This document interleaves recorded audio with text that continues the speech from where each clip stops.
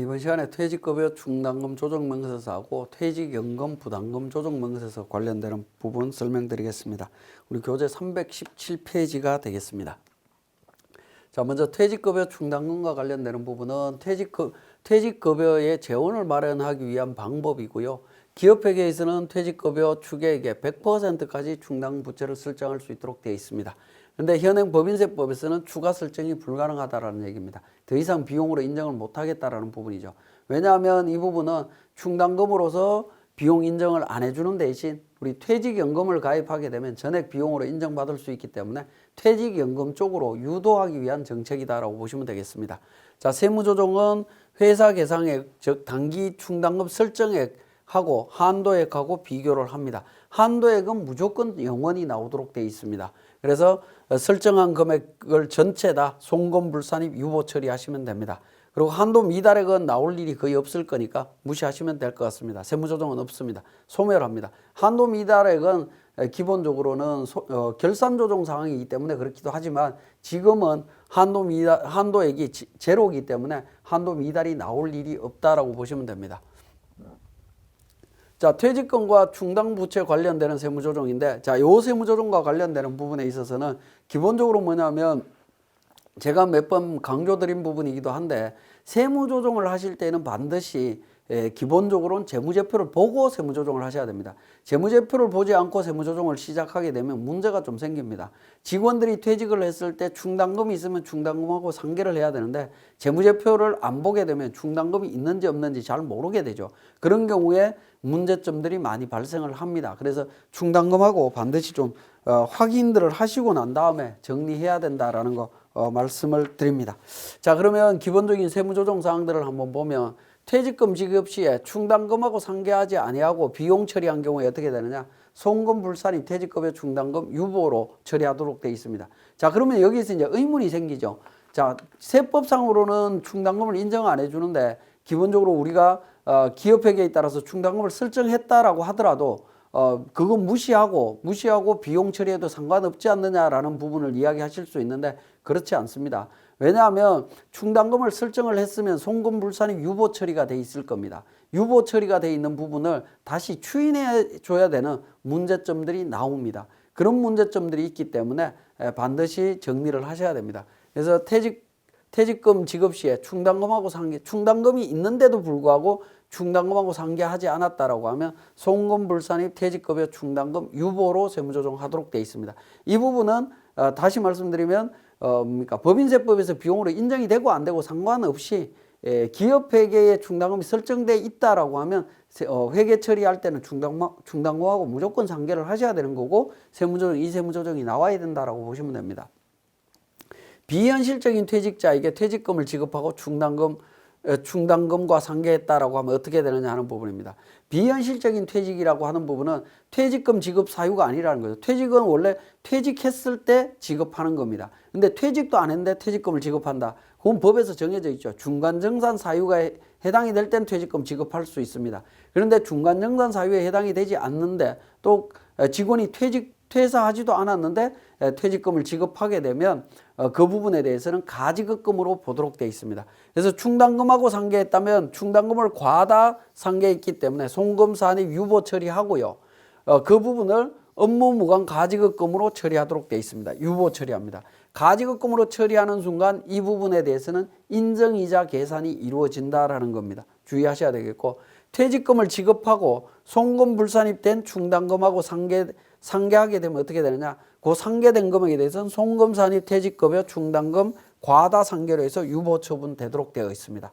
자, 3번 같은 경우에는 이 부분 정리를 하시게 되면 우리 퇴직급여 충당금 조정명세서를 작성하시게 되면 3번과 관련되는 부분은 자동으로 처리된다라고 보시면 되겠습니다. 자, 마찬가지로 3번과 관련되는 세무조정은 1번과 관련되는 세무조정하고도 연계된다라고 볼 수 있겠습니다. 같이 연계되는 성격이 있습니다. 그리고 실무적으로는 두 번째 있는 부분, 비현실적인 퇴직자에게 퇴직금 지급하면 안 된다라는 겁니다. 지급하게 되면 가지급금으로 문제가 걸리게 됩니다. 가지급금이 되고 인정이자 계산해야 되고 지급이자 송금불산입 규정 적용해야 되고 하는 복잡한 문제들이 얽히게 되어 있습니다. 그래서 비현실적인 퇴직자에게 퇴직금 지급하는 일이 없도록 좀 주의하실 필요가 있겠습니다. 자, 그 다음에 특수관계 법인 간 전출 시에 퇴직급여 어떻게 처리하느냐 하는 부분이 있습니다. 이 부분은 그러니까 현실적인 퇴직으로 처리하는 방법인 경우에는 건속연수 미통산하고 그냥 정리하시면 됩니다. 우리 회사에서 특수관계 법인인 B 회사로 전출이 갔다라고 하면 우리 회사에서 퇴직금 다 정리했기 때문에 그냥 B 회사에서 근무한 기간에 대한 것만 정리를 하시면 됩니다. 근데 현실적인 퇴직으로 처리하지 않는다. 이 부분은 현실적인 퇴직으로 처리하는 경우가 직원들 입장에서는 오히려 좀 불리합니다. 불리하기 때문에 처리하지 않고 마지막에 그러니까 B에서 퇴사할 때 퇴직금을 정리하는 경우가 있습니다. 그런 경우에는 건속연수를 통산합니다. 전입법인에게 퇴직급여 전액을 인계하는 경우에는 안분 계산하지 않는다. 우리 회사에서 퇴직할 때 직원한테는 퇴직금 안 주지만 관련된 비용 발생된 퇴직금 상당액을 B 회사로 다 인계를 해줬다라고 하면 우리는 다 비용 처리했을 거고 B 회사에서는 퇴직금 전액을 지급할 때 우리 회사에서 받았던 퇴직금까지 포함해서 지급하면 된다라는 겁니다. 그 다음에 전입법인에게 퇴직급여를 인계하지 않거나 미달하게 인계했다. 자, 그러니까 현실적인 퇴직으로는 처리하지 않았지만 실제 퇴직도 안 했기 때문에 우리 회사에도 퇴직금 안 주고 그러니까 B에서 퇴직했다라고 하면 우리 회사에서 지급해야 될 금액을 B에서 퇴직할 때 그때 우리 회사 부담분을 계산해서 지급하면 된다라는 부분으로 이해를 하시면 되겠습니다. 자, 임원의 퇴직급여 송금 산입 범위에 대한 부분 한번 보게 되면 임원에게 지급하는 퇴직급여 소득 구분 관련되는 부분 앞에서 제가 한번 설명을 드렸던 부분이죠. 법인세법에서는 퇴직급여에 대해서 한도 계산해서 정리한다라고 했고 소득세법으로 들어오게 되면 근로소득이냐 퇴직소득이냐 요거 구분 한 번 더 이루어진다라는 거 말씀을 드렸는데 소득세법과 관련되는 부분은 과세소득이 근로소득이냐 퇴직소득이냐 이 소득의 구분의 문제이기 때문에 우리 법인세법에는 영향이 전혀 없다라는 거 기억을 하시면 되겠고요.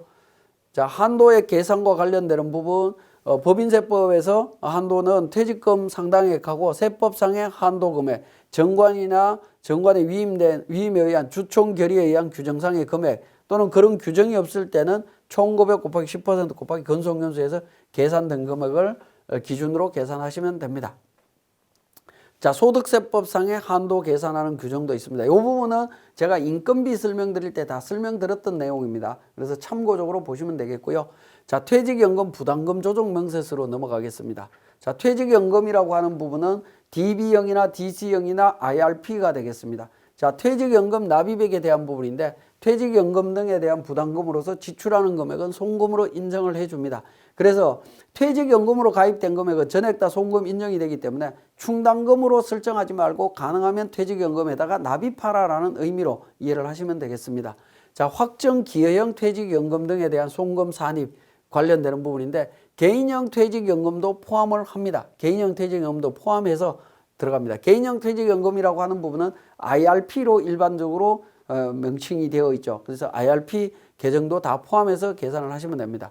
그래서 DC형 연금은 연금보험료 등을 납부한 금액은 전액 송금 인정이 됩니다. 전액 다 인정이 된다라는 겁니다. 그런데 임원에 대한 퇴직금은 어떻게 되느냐 하는 부분입니다. 임원에 대한 퇴직금은 바로 앞에서 살펴봤죠. 한도 계산을 하도록 되어 있습니다. 그죠? 한도 계산을 하는데 임원이 실제 퇴직한 것도 아니고 그냥 퇴직금을 미리 적립을 해놓는 상황이죠. 그런 상황에 한도를 계산할 거냐 하는 건데 임원에 대한 퇴직연금 납부 금액도 전액 송금 인정해 줍니다. 그러면 한도하고 상관없지 한도 규정이 없어지는 거 아닙니까? 라고 이야기하실 수 있는데 그렇지는 않고요. 납입할 때는 그러니까 납부할 때는 전액 송금 인정해 주고요. 실제 퇴직할 때 납부한 총 연금 금액하고 한도하고 비교해서 한도 초과되는 금액은 송금 불산입하도록 되어 있습니다. 납부한 연금 총액이 임원 퇴직금 한도 초과 금액을 초과하는 금액이 있다라고 하면 송금 불산입하도록 되어 있다라는 겁니다. 그리고 DC형 연금에 미불입한 금액은 어떻게 되느냐? 실제 불입한 날이 속하는 사업연도에 송금 산입하도록 되어 있습니다. 즉 현금주의로 인정한다라고 보시면 되겠습니다. 현금주의로 인식이 됩니다. 자, 그 다음에 임원에 대한 확정기여형 연금은 납입일이 속하는 사업연도에 전액 송금 산입한다. 이게 대법원에서 인정을 한 부분이 되겠습니다. 그래서 한번 보면 임원 퇴직급여 지급 규정이 정당하지 않더라도 납입일이 속하는 사업연도에 송금 산입한 후에 임원이 실제로 퇴직하는 사업연도에 한도 초과액은 송금 불산입하는 거다라는 겁니다. 그러니까 매년 근무하는 기간 중에 납입한 금액은 전액 송금이 인정이 되고요. 퇴직할 때 지금까지 송금 인정된 총액하고 한도액하고 비교해서 초과되는 금액이 있다면 그때 송금 불산입하겠다라는 부분으로 이해를 하시면 되겠습니다. 자, 그래서 DC형 연금과 관련해서 직원과 임원에 대한 부분을 구분을 해보면 직원 연금 납입했을 때 전액 송금 인정입니다. 퇴직 시에 한도가 있느냐? 한도 규정 없습니다. 소득세법상 퇴직소득으로도 분류가 됩니다. 자, 그런데 임원인 경우에는 연금 납입했을 때는 전액 송금 인정을 해줍니다. 퇴직했을 때 총 납입액이 한도액을 초과하는 경우에 그러니까 초과액은 송금 불산입한다라는 거죠. 그러니까 퇴직 시점에서 한도액하고 비교한다라고 보시면 되겠고요. 자, 그다음에 임원이 받은 퇴직금은 퇴직소득하고 근로소득으로 구분한다라는 겁니다. 임원만 이렇게 구분하도록 되어 있습니다. 그죠? 이 부분도 비교해서 한번 살펴보실 필요가 있습니다. 자, 그다음에 확정급여형 연금, DB형 연금이 되겠습니다. DB형 연금도 원칙적으로는 납입했을 때 송금으로 인정을 해줍니다. 그런데 인정해 주는데 그 과정이 세무조정이라는 과정을 통해서 인정이 된다라고 보시면 됩니다. 그래서 한도액은 둘 중에 작은 금액하고 계산을 하는데 추계 기준하고 예치금 기준입니다. 추계 기준은 추계액 중에 퇴직급여 충당금 미설정 금액이 되겠습니다. 미설정 금액이고요. 예치금은 단기말 현재 퇴직연금 운용자산 잔액이 되겠습니다. 자, 이 부분을 다르게 이야기를 하면 추계액 기준은 납입 가능액이라고 보시면 됩니다. 납입 가능액, 가능액을 의미하는 거고요. 예치금 기준은 실제 납입한 금액, 실제 납입액을 의미합니다. 그래서 둘 중에 작은 금액을 기준으로 해서 송금 인정하겠다라는 부분이 되겠습니다. 그래서 둘 중에 작은 금액 기준으로 직전 사업연도 종료일까지 지급한 부담금, 직전 사업연도에 송금 산입한 금액이 있다면 그건 빼야 되겠죠. 이게 누적의 개념이기 때문에 그렇습니다. 1번과 2번의 개념이 누적 개념입니다. 누적 개념으로 그러니까 납입 가능한 금액, 실제 납입한 금액 중에 작은 금액 중에 직전 연도까지 비용으로 인정받은 금액이 있다면 뺀 금액을 기준으로 해서 DB형으로 해서 송금 산입해 주겠다라는 겁니다. 그리고 외국인 출국 만기 보험도 확정급여형 퇴직연금으로 보고 세무조정하시면 됩니다. 외국인 출국 만기 보험을 바로 비용 처리하는 경우가 있는데 DB형 연금하고 동일한 방식으로 처리하시면 됩니다. 자, 우리 확정급여형 퇴직연금에 대한 세무조정 보면 자, 연금 부담금을 납입했을 때 회계 처리 어떻게 하느냐? 퇴직연금 운용자산으로 처리합니다. 그래서 현금 100원 이렇게 처리하도록 돼 있죠. 퇴직연금 운용자산은 원래 자산 계정이긴 하지만 재무상태표에 들어올 때는 퇴직급여 충당금에서 차감하는 형태로 표시되도록 되어 있습니다. 그렇게 이해를 하시면 되겠고, 자, 납입했을 때 앞에서 살펴봤던 한도액을 계산해서 송금 산입 유보 처리해 줍니다. 송금 산입해 줍니다. 그리고 실제 퇴직하면 퇴직했을 때 150원 퇴직금 나갔을 때 퇴직급여 충당금 150원, 퇴직연금 운용자산 80원, 현금 70원 이렇게 처리했다면 요 80원에 대한 부분은 과거에 납입해서 자산 처리했을 때 송금으로 인정해 줬었죠. 송금으로 인정해 줬는데 그게 감소하게 되면 반대의 세무조정이 나오게 돼 있습니다. 그래서 입금 산입 퇴직연금 운용자산 80원 유보가 나오게 돼 있습니다. 입금 산입 세무조정이 반드시 나온다라는 겁니다. 반드시 나오게 돼 있고요. 그 다음에 차변에 있는 퇴직급여 충당금으로 회계 처리했다면 이 부분에 대해서는 송금 산입 퇴직급여 충당금 유보로 처리하도록 되어 있습니다. 그래서 실질적으로는 차변에 있는 이 개정 과목에 대한 내용에 따라서 세무조정이 많이 달라집니다. 그건 뒤에서 또 한번 보도록 하겠습니다. 확정기회형 퇴직연금 세무조정과 관련되는 부분인데요. 연금 부담금 납부 시에 퇴직급여 100원, 현금 100원 전액 송금 인정됩니다. 송금 인정되고 그냥 끝입니다. 그리고 퇴직했을 때 어떻게 되냐? 회계 처리 없고 세무조정 없습니다. 모든 게 다 깔끔하게 정리되는 부분이라고 보시면 되겠습니다. 자, 그러면 확정급여형 퇴직연금하고 확정기회형 연금이 동시에 설정이 되면 어떻게 될 거냐 하는 겁니다. 확정기회형 퇴직연금은 원칙적으로 퇴직금 상당액을 100% 납입해 주는 겁니다. 100% 퇴직금을 줬는데 또 퇴직연금을 가입을 해줬다. 라고 했을 때는 그 부분에 대해서는 송금으로 인정되지 않는다라고 보시면 됩니다. 내국법인이 확정 기회형 퇴직연금 설정된 임원 또는 사용인에 대해서 확정 급여형 퇴직연금 부담금으로서 지출하는 금액은 송금에 산입하지 않는다라고 보시면 됩니다. 이건 송금에 산입되지 않습니다. 이중으로 퇴직금이 나가는 거기 때문에 송금 산입이 안 되는 걸로 그렇게 보시면 될 것 같습니다. 자, 그 다음에 그러니까 퇴직급여 관련해서 퇴직연금 부담금 조정명세서 작성하게 되는데 서식을 작성할 때 좀 주의해서 보실 부분은 제가 아까 앞에서 세무조정과 관련되는 부분에 있어서 특히 DB형 연금인 경우에 퇴직금 지급했을 때 입금 산입 세무조정을 해야 된다라는 부분을 말씀을 드렸죠. 자, 그 부분이 어디에서 표시가 되냐면 우리 서식에서는 여기에 20번 관련되는 부분하고 16번 관련되는 부분에 나옵니다. 기중퇴직연금 등 수령해약액이라고 하는 부분이 나오는데요. 여기에 숫자가 들어가 있는 경우에는 반드시 입금 산입이라고 하는 세무조정이 반드시 나와야 됩니다. 세무조정이 나오도록 되어 있습니다. 이 부분 누락되지 않도록 좀 조심을 하셔야 되겠고 12번에 있는 이 조정금액이라고 하는 부분이죠. 이 부분은 그러니까 송금 산입 대상 금액입니다. 송금 산입 대상 금액으로 이해를 하시면 됩니다. 그래서 송금 산입하고 그 다음에 퇴직연금을 다시 찾아오면 입금 산입하도록 되어 있습니다. 원래 송금 산입해 준 금액은 유보 처분이 되는 거죠. 유보 세무조정이 일어나는 거고요. 이 유보에 대해서 반대의 세무조정이 이때 일어난다라는 겁니다. 수령해약액에 대한 부분에 대한 것들이 세무조정이 별도로 나오도록 되어 있습니다. 그래서 이 부분을 반드시 누락되지 않도록 주의를 하셔야 되는데 제가 왜 이 부분을 강조드리냐면 우리 그러니까 세무사랑 프로가 됐든 다른 프로그램이 됐든 이 부담금 조정 명세서를 작성하고 난 뒤에 세무조정 사항을 확인하면 요 수령해약액에 대한 세무조정 사항을 별도로 알려주지를 않습니다. 알려주지 않다 보니까 많은 분들이 누락하는 경우들이 상당히 많은데 좀 조심을 하셔야 됩니다. 그러면 기중에 퇴직연금 등에 대해서 수령해약액에 대해서 세무조정 어떻게 할 거냐 하는 부분입니다. 자, 퇴직연금을 찾아왔을 때 우리가 퇴직급여로 이렇게 회계 처리했다면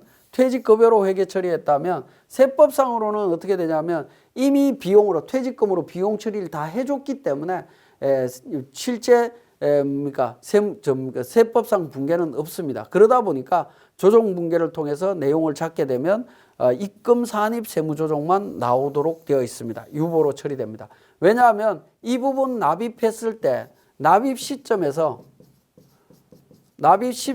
이미 송금 산입 처리됐죠. 송금 산입 유보로 처리를 했습니다. 그죠? 유보 처리했다가 납입했을 때 유보 처리했고 찾아왔기 때문에 반대의 세무조정인 입금 산입 유보 세무조정이 반드시 나오도록 되어 있다라는 겁니다. 그렇게 이해를 하시면 되겠고 자, 두 번째는 퇴직급여 충당 부채로 이렇게 회계 처리했다라는 겁니다. 이런 경우에 어떻게 되느냐? 마찬가지로 이 부분 납입했을 때 납입 시점에서 이미 송금 산입했습니다. 송금 산입 유보 처리를 했기 때문에 그러니까 퇴직금 지급할 때는 세법상으로는 붕괴가 없는 게 맞습니다. 그래서 세무조정으로 들어가게 되면 이 송금 산입해 준 거에 대한 반대의 세무조정, 입금 산입 유보가 반드시 나와야 됩니다. 입금 산입 퇴직연금 운용자산 유보 처리를 합니다. 유보 처리를 하게 되고요. 근데 퇴직급여 충당 부채하고 상계했죠. 원래 퇴직급여 충당 부채하고 상계하면 안 되는 걸 상계를 했습니다. 그러면 결국에 어떻게 되죠? 부채가 감소를 했죠. 그죠? 부채가 감소한 부분이기 때문에 부채가 늘어났습니다. 부채가 늘어났기 때문에 자본이 증가하게 됩니다. 500만 원만큼 증가하면서 송금 산입 일어나도록 되어 있습니다. 부채가 증가했기 때문에 자본이 줄어들어야 되는 부분이죠. 자본이 줄어듭니다. 자본이 줄어든다는 얘기는 순자산이 감소하기 때문에 그것만큼 당기순이익이 감소해야 되는 부분이죠. 그래서 송금 산입 500만 원 유보 처분이 별도로 일어나도록 되어 있습니다.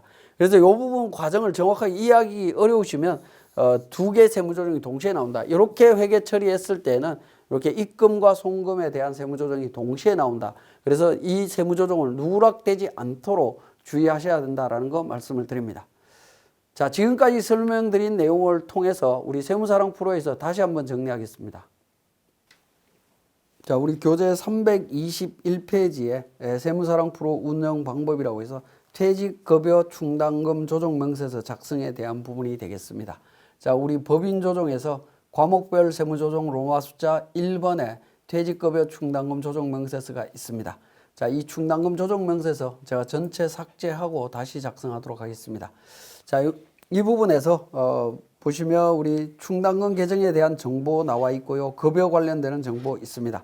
자, 이 부분 작성하실 때 기본적으로 명세서 작성하실 때는 F12 불러오기를 통해서 작성하시면 되겠습니다. 자, 불러오기 통해서 작성하시면 우리 손익계산서나 원가명세서에 반영되어 있는 총 급여에 대한 정보들을 확인하실 수가 있습니다. 5억 5천이 반영이 되어 있고요. 자, 5억 5천 중에 퇴직급여 충당금 대상이 되는 부분만 확인을 하시면 되겠습니다. 1년 이상 근무자가 있고 중도 퇴사자에 대한 부분이 있죠. 중도 퇴사자는 원래 급여 처리할 필요가 없는 부분이죠. 그래서 중도 퇴사자에 대한 급여는 제외하시면 됩니다. 3천만 원 제외하시면 되겠고요.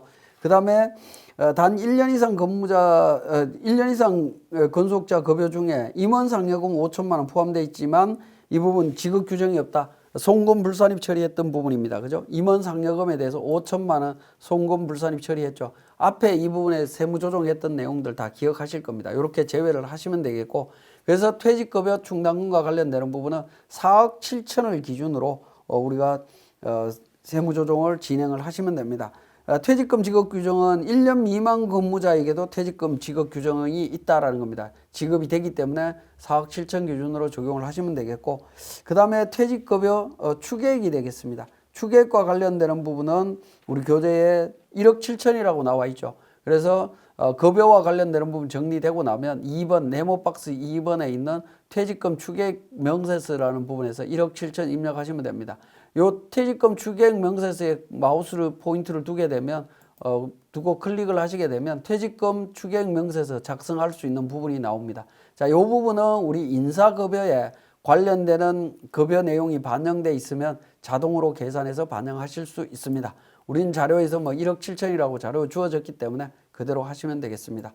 그 다음에 이제 충당금과 관련되는 정보가 되겠습니다. 충당금 기초 잔액은 1억 원입니다. 1억 원이고요. 그 다음에 기중 충당금 환입액은 없습니다. 퇴직급여 지급액이 부인액이 있죠. 부인액은 우리 교재 5번 자료에 5,500만 원 있습니다. 자, 5,500만 원 반영했고요. 기중 퇴직금 지급액이 있습니다. 지급액은 7천만 원입니다. 7천만 원인데 퇴직금 중에 500만 원은 퇴직연금 운용자산에서 지급됐다라고 되어 있습니다. 그래서 퇴직금 퇴직연금 운용자산하고 상계된 부분이 있는 경우에는 그 금액을 뺀 금액으로 입력하도록 되어 있습니다. 그래서 7천만 원 중에 500만 원 뺀 6,500으로 기중퇴직금 지급액으로 처리를 하시면 됩니다. 처리를 하시게 되면 9번에 마이너스 2천만 원이라고 하는 부분이 나오는 부분이고요. 자, 그 다음에 이제 회사 계상액은 1억 원을 설정을 했네요. 1억 원 설정했습니다. 그러면 한도 초과 관련되는 부분은 전액 송금 불산입이 될 겁니다. 자, 이렇게 계산이 되고 나면 F3번 조정 등록을 통해서 세무 조정을 하시면 됩니다. 퇴직금 관련해서 이미 송금 한도 초과됐던 부분 1억 부분이 있죠. 1억 부분을 송금 불산입하시면 되겠습니다. 2천만 원이네요. 정기 퇴직급여 충당금 과다 환입액 2천만 원에 대해서 유보 처리하시면 되겠고, 퇴직급여 충당금 한도 초과 금액 1억 원에 대해서 유보 처리하시면 되겠습니다.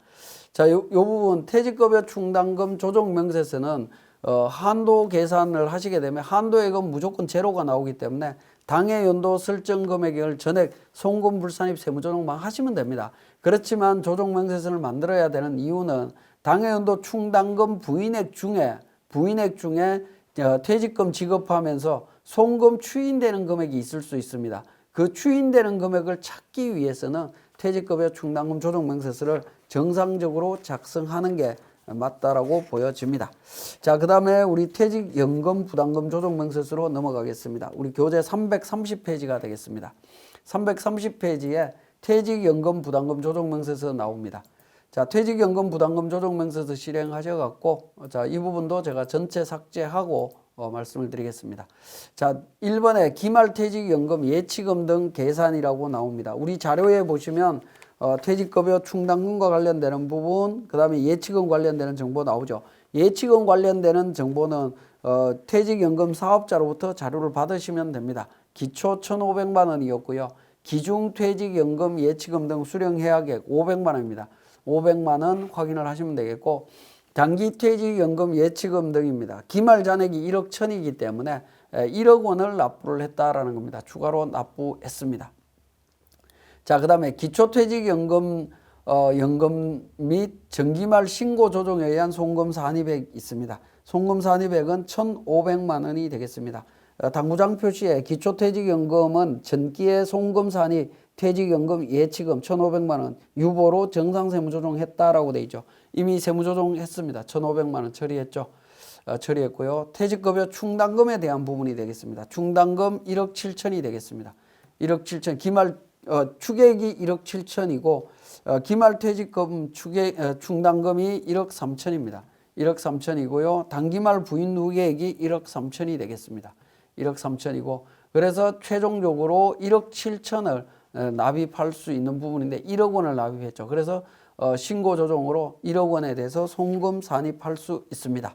그러면 F3번 조정 등록을 가서 세무조정을 하시면 되겠습니다. 세무조정하게 되면 송금 산입 범위 미달액이라고 해서 1억 원 세무조정하라고 나옵니다. 그래서 퇴직연금 송금 산입 1억 유보로 세무조정을 하게 됩니다.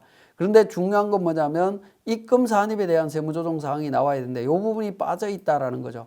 자, 이 부분 20번에 나오는 기중퇴직연금 등 수령해약액이 되겠습니다. 자, 이 부분은 우리가 한번 확인을 해보면 회계관리 쪽에서 우리 합계잔액 시산표로 한번 확인해 보겠습니다. 자, 합계잔액 시산표로 가서 퇴직급여 충당금에 대한 부분이나 아니면 퇴직연금 운용자산에 대한 부분 나옵니다. 자, 이 부분 클릭하셔 갖고 계정을 한번 조회해 보면 11월 2일 날 500만 원에 대해서 500만 원 퇴직연금 나가면서 퇴직급여 충당부채하고 상계된 걸 확인하실 수 있죠. 충당부채하고 상계됐다라는 부분입니다. 그러면 이미 1,500만 원 중에 송금 산입됐던 금액이 다시 찾아왔다. 입금이 되면서 환입이 되면서 퇴직금 다시 지급했다라는 거죠. 자, 요 내용 충당금하고 상계된 것을 확인하셨기 때문에 세무조정을 반드시 하셔야 됩니다. 세무조정은 퇴직연금 부담금 조정 명세서에서 이 부분 20번 기중퇴직연금 등 수령해약액 500만 원이 퇴직급여 충당금하고 상계됐다라는 겁니다. 그래서 F3번 조정 등록을 통해서 정리를 하시면 되겠습니다. 정리를 하시는데 충당금하고 상계된 금액, 퇴직급여 충당금 상계 500만 원, 송금 산입 유보 처분하시면 되겠고 찾아온 금액 500만 원에 대해서는 퇴직연금 지급에 대한 부분 500만 원 유보 감소로 세무조정을 하셔야 됩니다. 자, 그 내용이 우리 331페이지에 퇴직연금 예치금 수령 시의 회계 처리에 따른 세무조정 해서 제가 앞에서 PPT로도 설명을 드렸고 교재에도 내용이 있습니다. 요 세무조정 누락되지 않도록 주의를 하셔야 되는데 실무적으로는 우리 20번에 나오는 기중퇴직연금 예치금 수령해약액에 내용이 들어가게 되면 반드시 입금 세무조정이 나온다라는 거 기억하시고 입금 산입 유보 처리해야 된다라는 거. 그 다음에 퇴직급여 충당금에 대해서 회계 처리를 충당금하고 회계 처리했다면 그때는 송금 산입 유보 세무조정이 나온다라는 거. 그 부분을 그러니까 세무조정에서 누락되지 않도록 주의해 주시고 지금까지 충당금과 퇴직연금 부담금 조정 명세서에 대한 설명 마치도록 하겠습니다.